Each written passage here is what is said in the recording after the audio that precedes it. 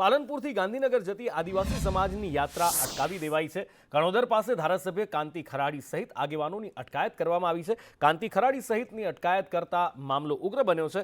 કણોદર પાસે પરમિશન ન હોવાનું કહી આ યાત્રા અટકાવવામાં આવી। કલાકોથી આદિવાસી સમાજના લોકો કણોદર નજીક ધામા નાખીને બેઠા છે। ધારાસભ્ય કાંતિ ખરાડી સહિત આદિવાસી સમાજના આગેવાનો અને યુવાનો અહીંયા ધામા નાખીને બેઠા છે। આદિવાસી સમાજ સાથે કણોદર પોલીસે પણ ધામા નાખ્યા છે। જાતિનો દાખલો ન મળતા આદિવાસીઓ રોષે ભરાયા હતા અને પગપાળા કૂચ કરી છેક દાંતાથી ગાંધીનગર સુધી જવા માટે આ રેલી નીકળી હતી અને જો આવનાર સમયમાં જાતિના દાખલા માટે સુવિધા પૂરી પાડવામાં નહીં આવે, આવકના દાખલા શરૂ કરવામાં ન આવે તો ઉગ્ર આંદોલનની ચીમકી ઉચ્ચારવામાં આવી છે।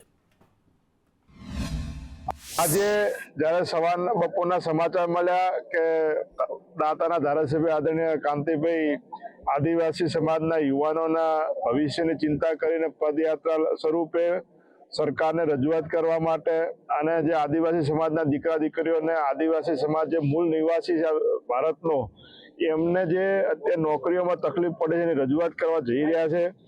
અને અહીંયા કાણોદર પાસે જ્યારે ડિટેન કર્યા છે ત્યારે અમે એમને સમર્થન આપવા માટે અહીંયા આવ્યા છીએ। આદિવાસી સમાજ સાથે સમગ્ર બનાસકાંઠા જિલ્લાની લોકો છે, સૌ કોંગ્રેસ પાર્ટીના સૌ કાર્યકર્તાઓ એમની સાથે છે, એમને મનોબળ પૂરું પાડવા માટે અમે અહીંયા આવ્યા છીએ। અમે એટલું જ ઈચ્છીએ છીએ કે કાયમી માટે રૂટિનમાં દાખલા મળતા હતા એ દાખલા આપો। અમારા દીકરા દીકરી ભણાવવા માટે દાખલાની જરૂર પડે। અમે આશા ને અપેક્ષા રાખીને બેઠા હતા કે આજે નહીં તો કાલે પણ દાખલા સરકાર આપશે, પણ દાખલા આપવામાં ના આવ્યા અને દુઃખી થઈને આજે ગાંધીનગર જવાનો વારો આવ્યો ત્યારે એમને બીજું કોઈ હુજ્યું નહોતું। આજે અત્યારે અહીંયા હોમે દાખલા હાલ દે, અમે અહીંથી પાછા વળશું ને જ્યાં સુધી દાખલા નહીં આપે ત્યાં સુધી અહીંથી અમે હટવાના નથી। 31 પહેલા સુરત પોલીસ એક્શન મોડમાં આવી ચૂકી છે। ડુમસ વાય જંકશન પર પોલીસે ચેકિંગ શરૂ કર્યું છે। ડ્રગ્સ ટેસ્ટિંગ મશીન પણ સાથે રાખવામાં આવ્યું છે અને FSL વાનની સાથે તપાસ થઈ રહી છે। કાયદામાં રહીને જશ્ન મનાવવા પોલીસ લોકોને અપીલ કરી રહી છે।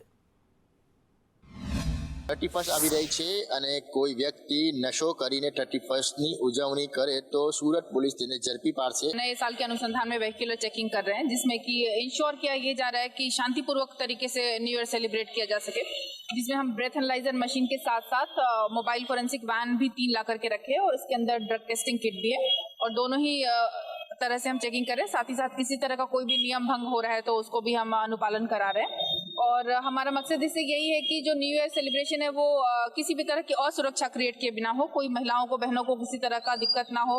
जो सेलिब्रेट करने वाले लोग हैं उनकी जान को, स्वास्थ्य को, आजू बाजू वाले लोगों की जान के स्वास्थ्य को कोई खतरा ना हो और इसमें अगर नियम फॉलो कर रहे हैं तो हम पूरी तरह से उनके साथ हैं, बट अगर नियम भंग करेंगे तो उनके खिलाफ सख्ती से सख्ती का कार्यवाही की जाएगी। यहाँ लोकल टीम और SOG की टीम में दोनों मौजूद हैं और साथ ही साथ शहर के बाकी भी जो इम्पोर्टेंट क्रॉस रोड्स और हैंग आउट पॉइंट्स है वहाँ पर भी चेकिंग लगातार ही जारी है। पिछले 1 महीने से ये अभियान चल रहा है और चूंकि अभी न्यू ईयर पास आ गया है तो हमने इसको और सघन कर दिया है। कैमरा पर्सन बुसर चौधरी साथे मनीष परमार, संदेश न्यूज, सूरत। સુરત પોલીસ અત્યારે એટલી સતર્ક છે કે પાછલા થોડા જ દિવસોમાં 1100 કેસ પ્રોહિબિશનના સુરત પોલીસે કર્યા છે। સુરતમાં 13 જગ્યાએ નવા વર્ષની ઉજવણીનો કાર્યક્રમ થવાનો છે અને પોલીસ એલર્ટ મોડમાં છે। 7000 પોલીસ જવાનો અહીંયા હાજર રહેવાના છે સુરક્ષા માટે। સાથે જ ત્યાં ડ્રોનથી પણ નજર રાખવામાં આવશે। સાથે જ 45 જગ્યાએ પોલીસ પોઈન્ટ ઊભા કરવામાં આવ્યા છે અને 12 જગ્યા એવી છે કે જ્યાં એન્ટ્રી એક્ઝિટ પોઈન્ટ મૂકવામાં આવ્યા છે। 50થી વધુ AI કેમેરાથી નજર રાખવામાં આવશે। અસામાજિક તત્વો સામે તરત જ કાર્યવાહી કરવામાં આવશે। जनवरी 2026 सेलिब्रेशन करवा माटे अपना सूरत शहर में अलग अलग विस्तारों में अपना जो है लोग जो एंजॉय करता हो जो अने अलग अलग विस्तारों में निकली मोटी संख्या में भेगा भी थता हो। अमुक जगह एवं हो, अमुक होटल्स हो, पार्टी प्लॉट हो, ત્યાં બી જો મંજૂરી લઈને જો સેલિબ્રેટ કરતા હોય છે। તો આ સમગ્ર પૂરી વ્યવસ્થાઓના તૈયારી રૂપે અને લોકો સેલિબ્રેટ કરે પરંતુ એવા કોઈ કૃત્યો નહીં કરે જો કાયદાનું ઉલ્લંઘન કરતા હોય, સાથોસાથ કોઈ બીજાને કોઈ તકલીફ આપતા હોય છે। એના ધ્યાનમાં રાખીને અલગ અલગ પ્રકારના અમે લોકો જાહેરનામા કરેલા છીએ। તો 31 ડિસેમ્બર આવી રહી છે ત્યારે વડોદરા પોલીસ પણ સતર્ક બની છે. કમિશનરે નિવેદન આપ્યું છે અને જાહેરનામું પ્રસિદ્ધ કર્યું છે કે દરેક ભીડભાડવાળા વિસ્તારો પર પોલીસ તૈનાત રહેશે. કોઈ અનિચ્છનીય બનાવ ન બને એ માટે પોલીસ સજ્જ છે. ફાર્મ હાઉસ, હોટલમાં નિયમનો ભંગ ન થાય એ માટે સૂચના આપવામાં આવી છે અને ભીડ હશે ત્યાં શી ટીમ, ટ્રાફિક પોલીસ તૈનાત રહેશે. પોલીસની ડ્રિંક એન્ડ ડ્રાઈવ કવાયત ચાલુ રહેશે. ખુદ કમિશનર દ્વારા આ વાત કહેવામાં આવી છે. કોઈ પણ વિસ્તારમાં એનડીપીએસને લગત પ્રવૃત્તિ ના ચાલે તે માટે શહેર પોલીસ મહિનોથી એક સ્પેશિયલ ડ્રાઈવ ચલાવી રહ્યું છે. કેટલાક લોકોને આપણે કેસ કરીને જેલ ભેગા કર્યા. તો કોઈ હિંમત ના કરે શહેરમાં કે આવા પ્રવૃત્તિને અંજામ આપવા માટે કોઈ પણ ફાર્મ હાઉસ કે કોઈ પણ આવારા વિસ્તારને પકડીને કરવાની પ્રયાસો કરશે તો એમને નકામ કરવા માટે ડીસીબી, પીસીબી, એસઓજી અને લોકલ ડી સ્ટાફના માણસો 24/7 એલર્ટ હશે અને એમના સુધી પહોંચીને કાર્યવાહી થશે. એક બાજુ શહેરોમાં પોલીસ સતર્ક થઈ ગઈ છે અને બીજી બાજુ 31st પર દારૂ ન ઘૂસી જાય એના માટે અમીરગઢ ચેકપોસ્ટ પર ચેકિંગ ચાલુ છે. રાજસ્થાનથી ગુજરાત આવતા બધા જ વાહનોની તપાસ કરવામાં આવી રહી છે. નાની મોટી ગાડીઓનું, દરેક ગાડીઓનું પોલીસ ચેકિંગ કરી રહી છે. ડ્રિંક એન્ડ ડ્રાઈવ, દારૂની હેરાફેરી અટકાવવા માટે પોલીસ અત્યારે સતર્ક છે.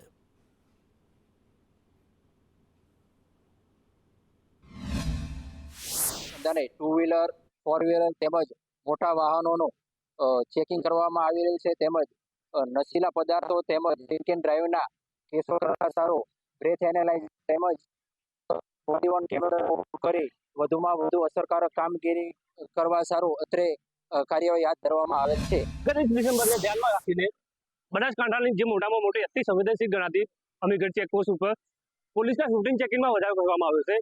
અમારા પાછળના દ્રશ્યોમાં આપ જોઈ શકો અમીરગઢ ચેકપોસ્ટ રાજસ્થાન તરફથી આવતી નાનામાં નાની અને મોટામાં મોટી તમામ ગાડીઓનું ઝીણવટભરી રીતે અમીરગઢ પોલીસ દ્વારા ચેકિંગ કરવામાં આવેલું છે. જ્યાં 31 ડિસેમ્બરને લઈ કોઈ અનિશ્ચિત બનાવ કે માદક પદાર્થ ગુજરાતમાં ઘૂસે નહીં તેના માટે પોલીસ દ્વારા સઘન ચેકિંગ કરવામાં આવેલું છે. Ashok ખણાવસિયા, સંદેશની channel, Amirgadh.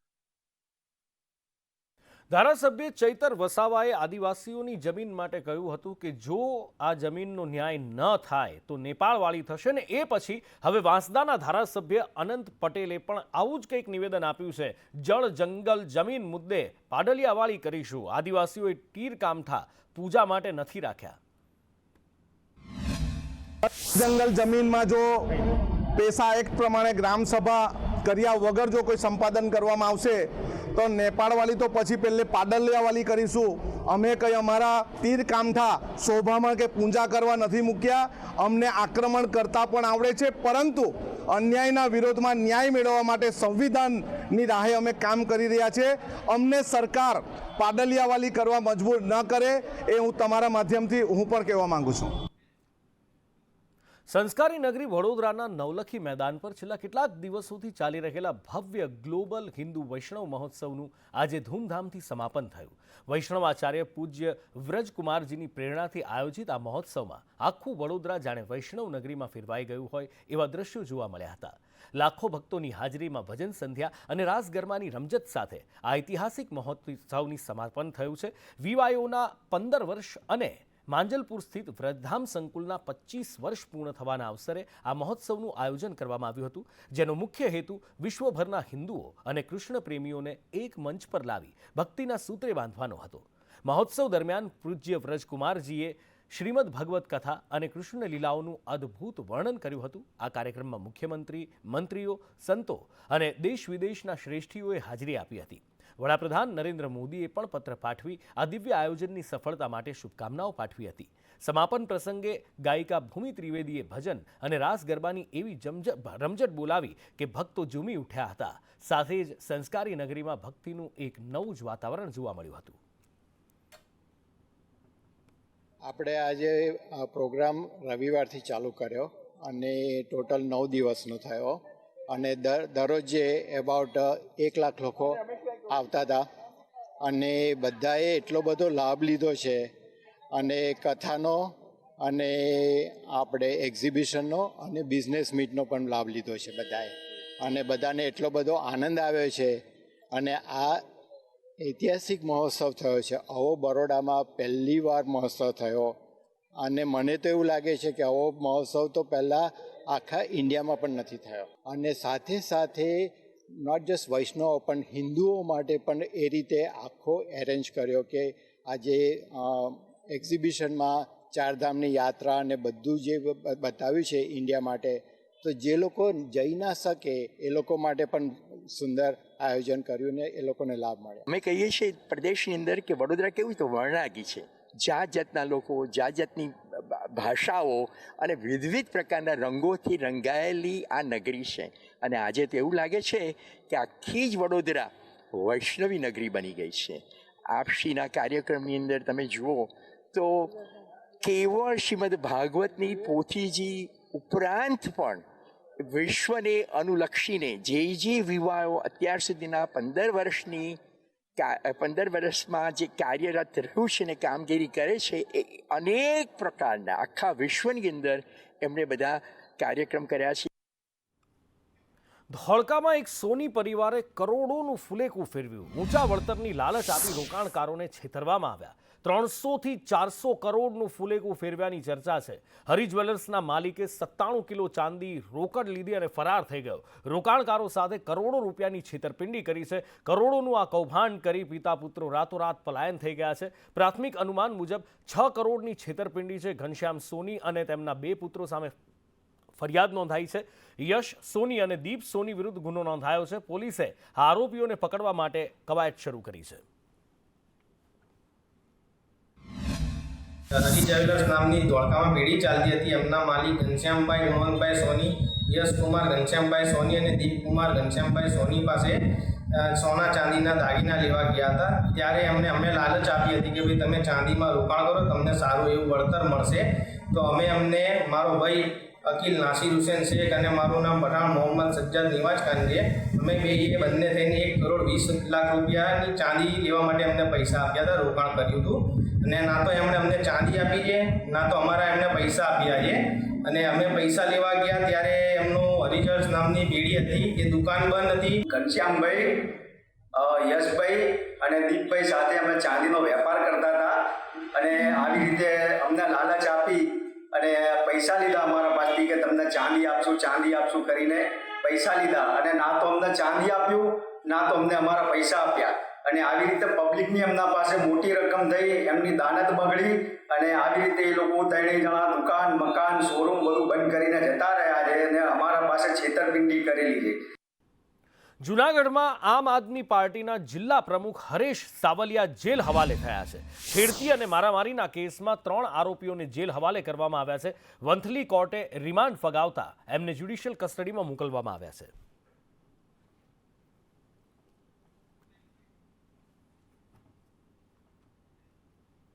Cyber માફિયાઓના agent બની કમિશનની લાલચમાં પોતાના બેંક એકાઉન્ટ ભાડે આપનારા લોકો સામે મોરબી સાયબર સેલે લાલ આંખ કરી છે.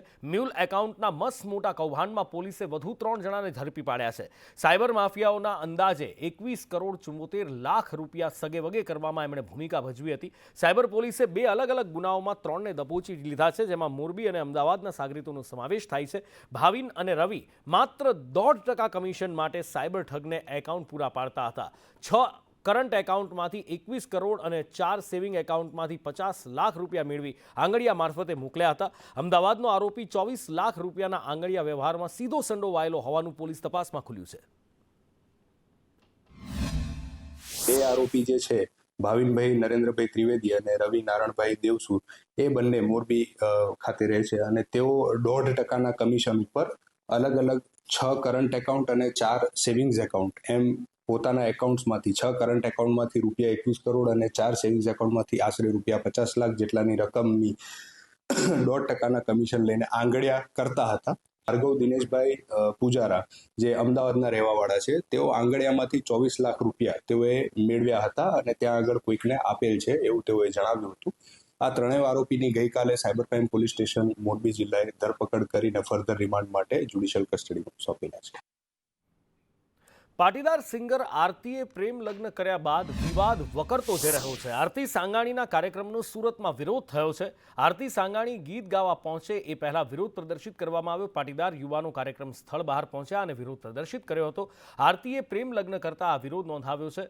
વિરોધ જોતા લગ્નમાં આરતી સાંગાણીનો કાર્યક્રમ રદ કરવામાં આવ્યો। તાત્કાલિક આરતીને રદ કરીને અન્ય સિંગરને બોલાવી હતી।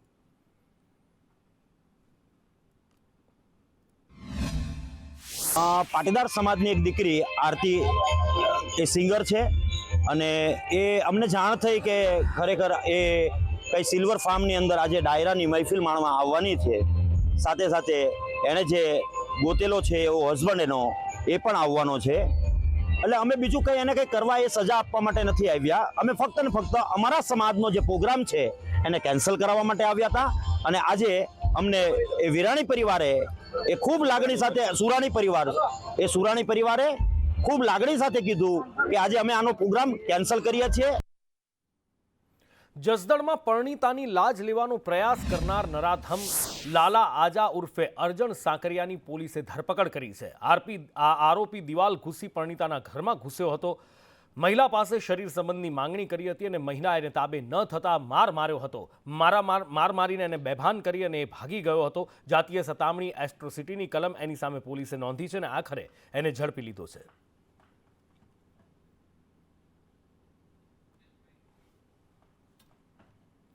થરાદમાં 5 મહિના પહેલા એક હુમલો થયો હતો જેના આરોપીને પોલીસે ઝડપી પાડ્યો છે।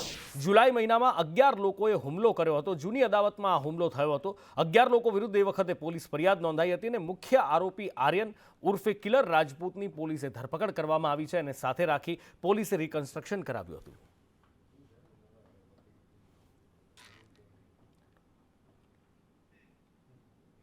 સુરતના અલથાણમાં મેડિકલ શોપમાં ચોરી થઈ। મેડિકલ શોપમાં 50,000 રૂપિયાની ચોરી કરી તસ્કરો ભાગી ગયા છે। મોડી રાત્રે શટર તોડી અને દુકાનમાં તસ્કરો ત્રાટક્યા હતા। સીસીટીવીમાં આ તસ્કરો કેદ થયા છે। આ સીસીટીવીના આધારે જ પોલીસે વધારે તપાસ શરૂ કરી છે।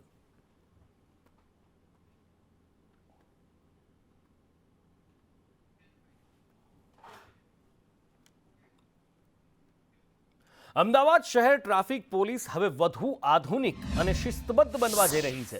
અત્યાર સુધી પોલીસ કર્મીઓની ફરજ અને તેમની હાજરી પર નજર રાખવા માટે એક પડકાર હતો, પણ 1 જાન્યુઆરીથી આ પ્રક્રિયા ઓનલાઈન થઈ જશે। ટ્રાફિક પોલીસ કર્મીઓ માટે ખાસ પ્રમાણ નામની એપ લોન્ચ કરવામાં આવી છે, જે પોલીસ દળના મેનેજમેન્ટમાં ક્રાંતિકારી ફેરફાર લાવશે। આ પ્રમાણ એપ દ્વારા પોલીસ કર્મીઓના રોલ કોલ અને હાજરીનું સચોટ સંચાલન કરવામાં આવશે। પોલીસ કર્મી જ્યારે પોતાની ફરજ પર પહોંચશે ત્યારે એપ દ્વારા એમનું લાઈવ લોકેશન ટ્રેક કરી હાજરી પૂરવામાં આવશે। એટલું જ નહીં, ફરજ દરમિયાન એ કયા લોકેશન પર છે એ પણ નજર રાખી શકાશે। પોલીસ કર્મીઓ હવે રજા માટે પણ આ જ એપ્લિકેશન પર રિક્વેસ્ટ મોકલી શકશે, જેનાથી કાગળની કામગીરીમાં ઘટાડો થશે અને પારદર્શિતા પણ વધશે। જ્યારે કોઈ પોલીસ કર્મચારી આપણા ડ્યુટી પોઈન્ટ ઉપર જશે તો આ પહોંચ્યા પછી પોતાના મોબાઈલમાં આ એપ મારફતે એ આપણા પંચિન કરશે।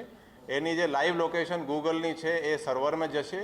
એવી જ રીતે જ્યારે ડ્યુટી પૂર્ણ કર્યા પછી આપણા લોગ આઉટ કરશે અને એની લોકેશન સર્વરમાં જશે। એનાથી એના જે 8 કલાક ડ્યુટી કરવાની છે એના આપણે કહી શકાય કે આપણે મોનિટર સ્ટ્રોંગલી કરી શકીએ। એવી રીતે એને આ એપ્લિકેશનમાં એને રજા જોઈએ તો રજા પણ એપ્લાય કરી શકે।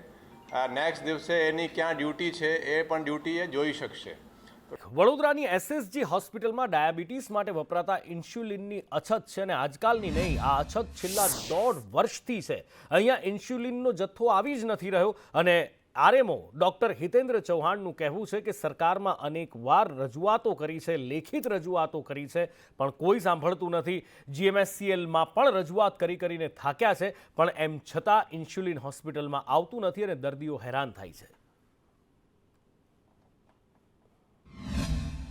મધ્ય ગુજરાતની સૌથી મોટી એસએસજી હોસ્પિટલ કે જેમાં ડાયાબિટીસના નિદાન માટે વપરાતી પ્લેન ઇન્સ્યુલિન છે તેની અછત છે। અછતની વચ્ચે ક્યારેક નાનો મોટો જથ્થો એસએસજી જાતે ખરીદી લે છે, પરંતુ જે સરકારમાં રજૂઆત કરાઈ છે કે આનો જથ્થો મોકલવામાં આવે, પરંતુ 1.5 વર્ષ થવા આવ્યું છે, સરકારે હજુ સુધી આ જથ્થો સરકારી હોસ્પિટલને પહોંચાડ્યો નથી। ત્યારે જે આરએમઓ છે તેમની સાથે વાત કરીશું। સૌથી મોટી હોસ્પિટલ છે એટલે અહીંયા ડાયાબિટીસના દર્દીઓ વધારે પ્રમાણમાં આવતા જ હોય છે, જેના કારણે અમારે ઇન્સ્યુલિનના જથ્થાની વધારે જરૂર પડતી હોય છે। GMSCL દ્વારા અમને છેલ્લા એકાદ વર્ષથી સપ્લાય કરવામાં આવેલ નથી, પરંતુ અમારે દર્દીઓના ધસારાને પહોંચી વળવા અમે લોકલ માર્કેટમાંથી જે બી સરકારી પ્રક્રિયા હોય એ પ્રમાણે અમે છૂટક જથ્થો ખરીદતા હોઈએ છીએ અને દર્દીને સંતોષ આપવાની કોશિશ કરીએ છીએ. હાલમાં અમારી પાસે એકાદ મહિનો ચાલે એટલો જથ્થો પડ્યો છે. રજૂઆત એકવાર કરી છે કે અનેકવાર કરી? અનેકવાર રજૂઆત કરવામાં આવી છે. બની શકે ત્યાં સુધી અમે દર્દીઓની માંગને પહોંચી વળવા પ્રયત્નશીલ હોઈએ છીએ, પરંતુ આ જે શોર્ટ સપ્લાયના કારણે આવી પ્રકારની ઘટના બનતી હોય છે. ઇન્સ્યુલિન છે ડાયાબિટીસમાં પેશન્ટને શાના માટે કામ લાગે? ડાયાબિટીસની સારવાર માટે આ એક અગત્યનું ઇન્જેક્શન છે. કેમેરા પર્સન નિકેશ વાળન સાથે કૃણાલ શર્મા, સંદેશ ન્યૂઝ, વડોદરા. કાંકરિયા કાર્નિવલ ચાલી રહ્યો છે અને લોકો મન મૂકીને મોજ માણી રહ્યા છે અને આ બધા વચ્ચે ક્યાંય કોઈના સ્વાસ્થ્ય સાથે ચેડા ના થઈ જાય એના માટે મહાનગરપાલિકાનું આરોગ્ય વિભાગ પણ સક્રિય છે. મહાનગરપાલિકાએ 19 સ્ટોલમાંથી ખાદ્ય નમૂનાઓ લીધા. ઢોકળા, ખીચું, છાશ, મોમોઝ આ બધાના નમૂના લીધા હતા. એની સાથે જે અલગ અલગ ખીરું હોય છે, દાબેલી, એનો માવો, મિલ્કશેકના પણ નમૂના લીધા હતા અને લેબ માટે ટેસ્ટિંગ માટે મોકલવામાં આવ્યા છે. જો કે કાર્નિવલ પત્યા પછી કદાચ બની શકે કે એનું પરિણામ આવે.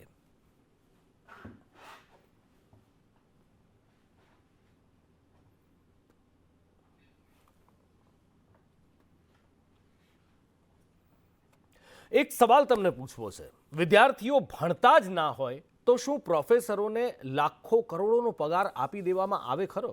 તમે કહેશો કે નુપુર કેવી વાત કરે છે, આવું તો થોડી બનતું હશે. કોઈ ભણવાવાળું ના હોય તો પ્રોફેસરને પગાર છે, એનો પ્રોફેસર ભણાવે જ નહીં તો. પણ આવું થયું છે. પાલનપુરની સરકારી પોલિટેકનિક કોલેજમાં કંઈક આવું જ થયું છે. ગંભીર વિવાદના કેન્દ્રમાં આ પોલિટેકનિક કોલેજ આવી છે, કારણ કે આરોપ લાગ્યો છે કે છેલ્લા 5 વર્ષથી અહીંયા IC કોર્સમાં કોઈ પ્રવેશ્યું જ નથી, એટલે કે કોઈએ એડમિશન જ નથી લીધું. પણ એમ છતાં અધ્યાપકોને કરોડો રૂપિયાનો પગાર ચૂકવાઈ ગયો છે. જો કે આ અહેવાલો આવતા થતાં જ કોલેજના ઇન્ચાર્જ પ્રિન્સિપાલે મેદાનમાં આવીને ખુલાસો કર્યો છે.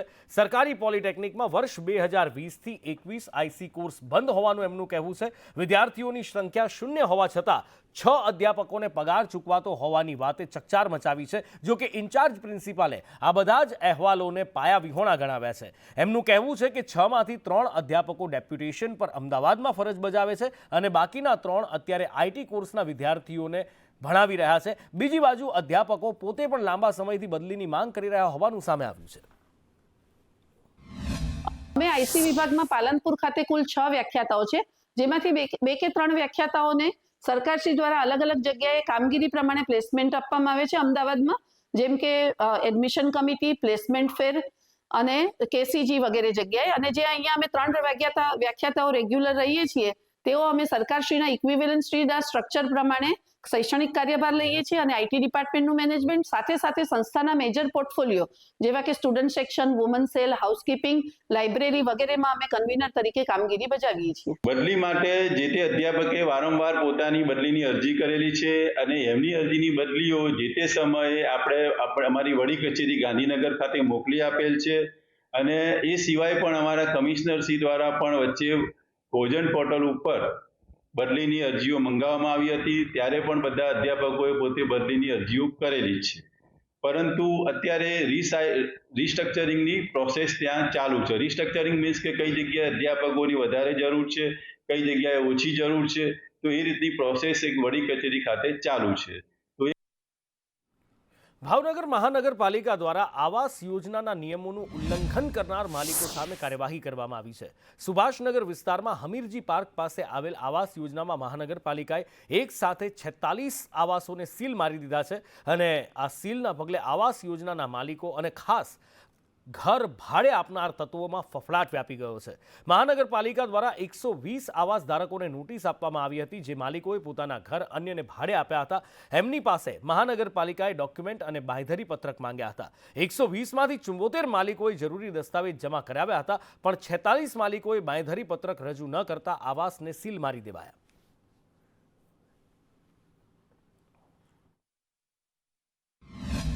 પ્રધાનમંત્રી Awas Yojana final plot number 29 Hamirji park પાસે, જે અમે ઘણા દિવસ પહેલાં 120 મકાનો ભાડુઆત તરીકે પ્રસ્થાપિત કરેલા હતા, ત્યારે સર્વે પણ કરેલો હતો. ત્યારબાદ એમને મોહલત આપી હતી 7 દિવસની મોહલત આપી હતી.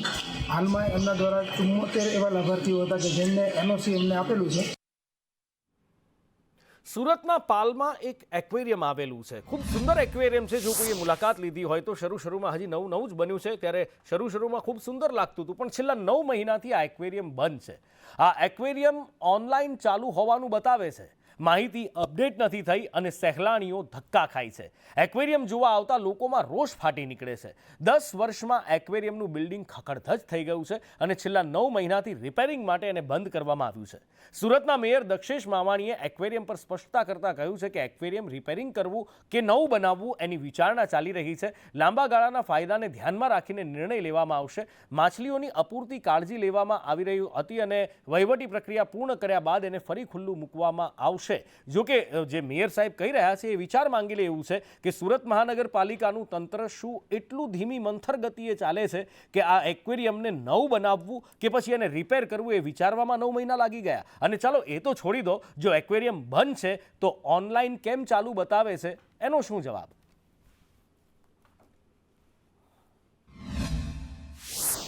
એક્વેરિયમમાં એનું સ્ટ્રક્ચરનો રિપોર્ટ નેગેટિવ એટલે બંધ કરવું પડ્યું હતું અને અત્યારે અંદાજના કામ અત્યારે લગભગ પૂર્ણ થઈ ગયા છે.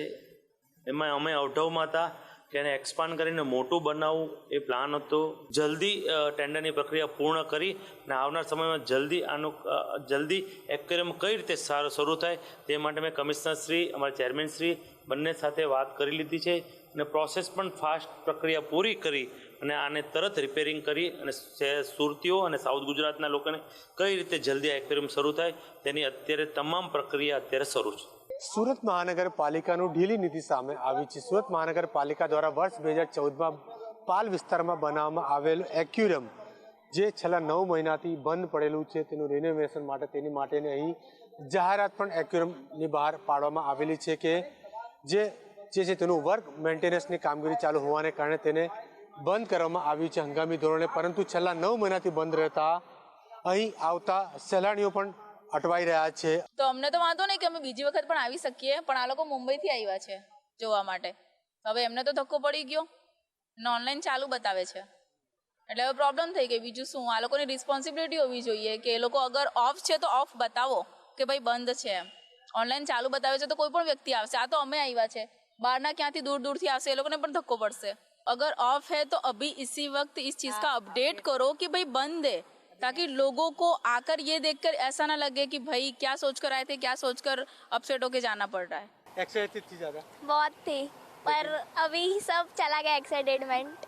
गुस्सा तो आएगा ही क्योंकि बॉम्बे से इतने दूर से आए हैं हम लोग, तो हमारा मन करता है कि भाई गुजरात में भी आके कुछ देखे. तो वही मेरी सिस्टर ने सर्च किया कि यहाँ चलते एक्वेरियम, तो हम लोग आए उनके साथ में एक्साइटेड होके. पर यहाँ पे आके पता चला कि भाई बंद है. अगर आपका बंद था तो आपको ऑनलाइन नहीं बताना चाहिए था, तो हमें पता चलता ना, तो हम नहीं आते. कैमरामैन अजित पटेल સાથે જયેન્દ્ર પાંડે, સંદેશ સુરત. શક્તિપીઠ અંબાજીમાં આસો નવરાત્રિની આઠમના હવનમાં દાંતાના રાજવી પરિવારની સદીઓ જૂના વિશેષ અધિકાર પર ગુજરાત હાઈકોર્ટે રોક લગાવતો ચુકાદો આપ્યો છે. આ ચુકાદાના કારણે શ્રદ્ધાળુઓ અને સ્થાનિકોમાં નારાજગી જોવા મળી રહી છે. આજે દાંતા શહેર સજ્જડ બંધ રહ્યું હતું. માત્ર વેપારીઓ જ નહીં પણ બધી જ જ્ઞાતિ અને ધર્મના લોકો રાજવી પરિવારના સમર્થનમાં આવ્યા. સાથે જ દાંતા પ્રાંત અધિકારી મારફત મુખ્યમંત્રીને સંબોધતું આવેદનપત્ર આપવામાં આવ્યું હતું. કરણી સેનાના ગુજરાત પ્રદેશ અધ્યક્ષ પણ તેમની ટીમ સાથે આ પ્રદર્શનમાં જોડાયા હતા અને લડતને વેગ આપ્યો હતો. આવેદનપત્રમાં સ્પષ્ટ ચીમકી આપવામાં આવી છે કે જો પરંપરાગત અધિકારો પુનઃસ્થાપિત નહીં કરવામાં આવે તો આવનાર દિવસોમાં આંદોલન વધારે ઉગ્ર બનશે.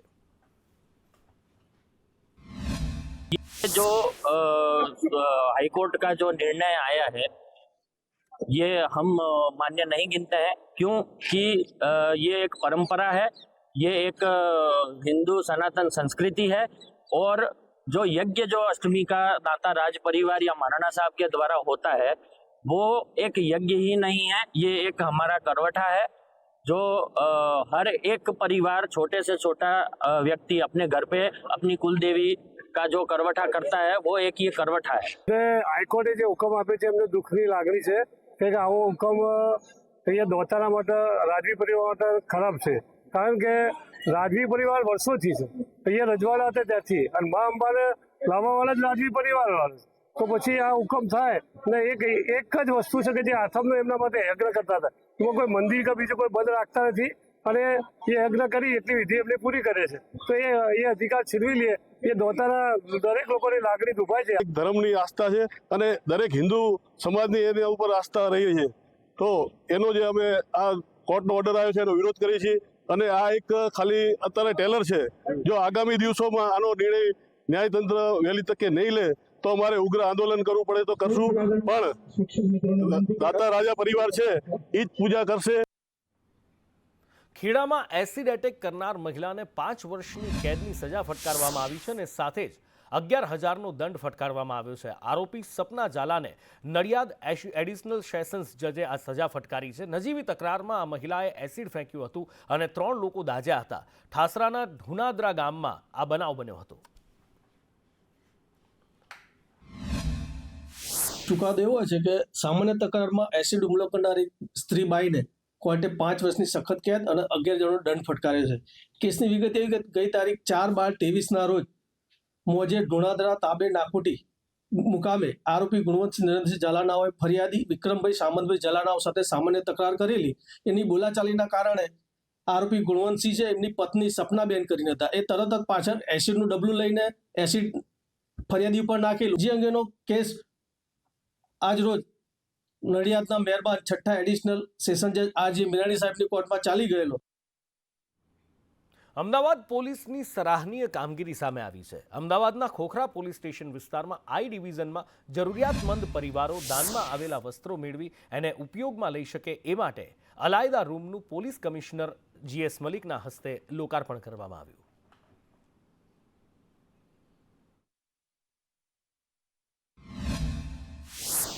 આ ડીસીપી ઝોન 5 ડૉક્ટર જીતેન્દ્ર અગ્રવાલની એક સારી પહેલ છે.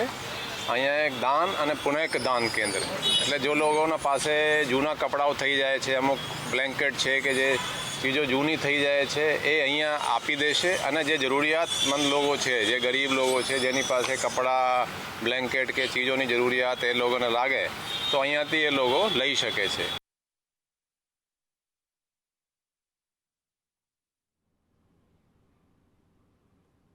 ડીજીપી વિકાસ સહાય પંચમહાલ જિલ્લાની મુલાકાતે પહોંચ્યા. નિવૃત્તિના એક દિવસ પહેલા એમણે પંચમહાલની મુલાકાત લીધી.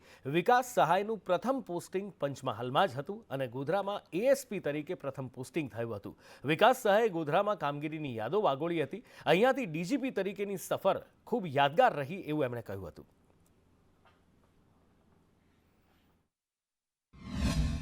જે આ તબક્કે મને ઈચ્છા હતી કે જે જિલ્લાથી અને જે જગ્યાથી મેં મારી કારકિર્દી ચાલુ કરી છે એ જગ્યાનું ફરીથી વિઝિટ કરીએ, શુભેચ્છા મુલાકાત લઈએ, તમામ અધિકારીઓને મળીએ અને પોલીસની જે પ્રોફેશનલ બાબતો છે, જે વિષયો છે એની પણ ચર્ચા કરીએ અને એક શુભેચ્છા મુલાકાત દરમિયાન નવા જે લોકોને પ્રમોશન મળ્યા છે એ PI થી DYSP હોય, PI થી PI હોય એવા લોકોની સાથે પણ મુલાકાત કરીએ.